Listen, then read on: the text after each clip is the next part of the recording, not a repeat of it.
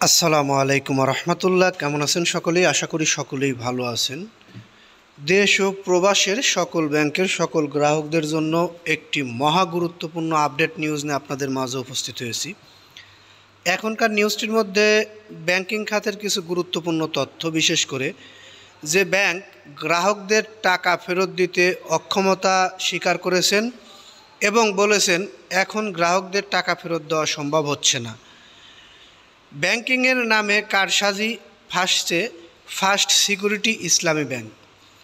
আমরা এই বিষয়টি এই নিউজের মাধ্যমে ক্লিয়ার করব। আজকের পত্রিকায় নিউজটি প্রকাশিত হয়েছে, যেখানে বলা হয়েছে ফার্স্ট সিকিউরিটি ইসলামী ব্যাংক ভয়াবহ আর্থিক সংকটের মধ্যে দিয়ে যাচ্ছে।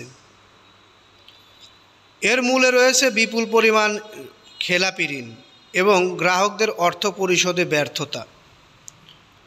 আমরা এই বিষয়টি উল্লেখ করার আগে আপনাদেরকে একটি রিকোয়েস্ট করতে চাই, যারা এখন পর্যন্ত নিউজটি দেখলেন তারা নিউজটিতে একটি লাইক দিয়ে দিবেন, কারণ আপনাদের একটি লাইকের ফলে আমরা পরবর্তীতে এরকম ধরনের ভিডিও তৈরি করতে আগ্রহী হই। গত 31 মার্চ ব্যাংকটির ইনভেস্টমেন্ট মনিটরিং অ্যান্ড রিকভারি বিভাগের একটি প্রতিবেদন থেকে এই চাঞ্চল্যকর তথ্য উঠে এসেছে। প্রতিবেদন অনুযায়ী 196টি প্রতিষ্ঠানের কাছে ব্যাংকটির মোট 51,025 কোটি টাকা পাওনা রয়েছে, যার মধ্যে বিতর্কিত এস আলম গ্রুপ একাই বেনামি ও নাম সর্বস্ব প্রতিষ্ঠানের মাধ্যমে প্রায় 40,000 কোটি টাকা হাতিয়ে নিয়েছে। প্রতিবেদন অনুসারে ফার্স্ট সিকিউরিটি ইসলামী ব্যাংকের মোট ঋণের পরিমাণ দাঁড়িয়েছে 60,915 কোটি টাকা, যার মধ্যে 58,182 কোটি টাকাই খেলাপি। শতকরার হিসাব করতে গেলে এটি মোট ঋণের 95%, যা দেশের ব্যাংকিং খাতের ইতিহাসে এক নজিরবিহীন ঘটনা। এর আগে আমরা ব্যাংকিং খাতে এরকম ঘটনা খেয়াল করিনি।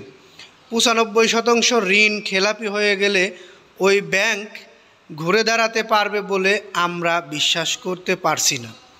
অন্যদিকে ব্যাংকটির আমানত সংগ্রহের পরিমাণ 43,043 কোটি টাকা।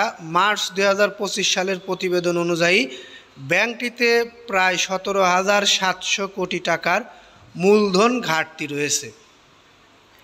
ব্যাংকের একাধিক শাখা ব্যবস্থাপক জানিয়েছে গ্রাহকদের চাহিদা অনুযায়ী অর্থ পরিশোধ করা সম্ভব হচ্ছে না। গ্রাহক ভেদে 5,000 থেকে সর্বোচ্চ 10,000 টাকার বেশি পরিশোধ করা হচ্ছে না, যা গ্রাহকদের মধ্যে চরম আতঙ্ক সৃষ্টি করেছে। আমানতকারীদের টাকা উত্তোলনের চাপ সামলাতে ব্যাংকটি রীতিমতো হিমশিম খাচ্ছে। গ্রাহকেরা টাকা জমা না দিয়ে বরং বাজ পাখির মতো টাকা উত্তোলনের জন্য ছুটে আসছে। ব্যাংকারদের মধ্যে নাম সর্বস্ব কাগজে প্রতিষ্ঠান, ভুয়া দলিল, জামানতকৃত সম্পত্তির অতিমূল্যায়ন সহ নানাবিধি অনিয়মের মাধ্যমে হাজার হাজার কোটি টাকা ঋণ নিয়ে ফার্স্ট সিকিউরিটি ইসলামী ব্যাংকের আর্থিক ভিত্তি দুর্বল করে দেওয়া হয়েছে। বিশাল পরিমাণ ঋণ খেলাপি, মূলধন ঘাটতি ও লোকসানের ভারে ব্যাংকটি কুঁজো হয়ে পড়েছে। আর্থিক খাতের মাফিয়া হিসেবে পরিচিত এস আলম গ্রুপ নিয়ন্ত্রিত এই ব্যাংকটিতে দীর্ঘদিন ধরে এই লুটপাট চলছে বলে অভিযোগ উঠেছে। ব্যাংকটির ফরেনসিক প্রতিবেদনে ভুয়া দলিল দিয়ে কাগজে কোম্পানির নামে বিনিয়োগ গ্রহণের বিষয়টি উঠে এসেছে। ফার্স্ট সিকিউরিটি ইসলামী ব্যাংকের চেয়ারম্যান মোহাম্মদ আব্দুল মান্নান এই পরিস্থিতিকে ব্যাংক খাতের সর্বনাশ হিসেবে উল্লেখ করেছে।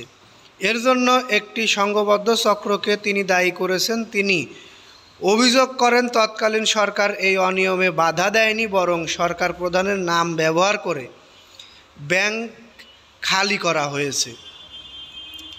আমরা যারা ফার্স্ট সিকিউরিটি ইসলামী ব্যাংকের গ্রাহক রয়েছি দেশ ও প্রবাসে, তাদের জন্য এটি একটি বড় দুঃসংবাদ। যাই হোক, আপনারা বেশি টেনশন করেন না, টাকা পয়সা হয়তো পাওয়া যাবে, সেটা বিষয় না, কিন্তু আমাদের দেশের একটি ব্যাংককে তারা এরকম ধ্বংস করে দিয়েছে, এটার কি হবে? আপনাদের মতামতগুলো অবশ্যই কমেন্ট বক্সে জানিয়ে যাবেন। ভালো লাগলে সাবস্ক্রাইব করবেন চ্যানেলটি পরবর্তী ভিডিও পেতে, আর যদি শেয়ার করে দেন তাহলে অন্য কেউ দেখতে পারবে। এই নিউজটি আমি আর দীর্ঘায়িত করছি না, এখান থেকে বিদায় নিচ্ছি। আসসালামু আলাইকুম।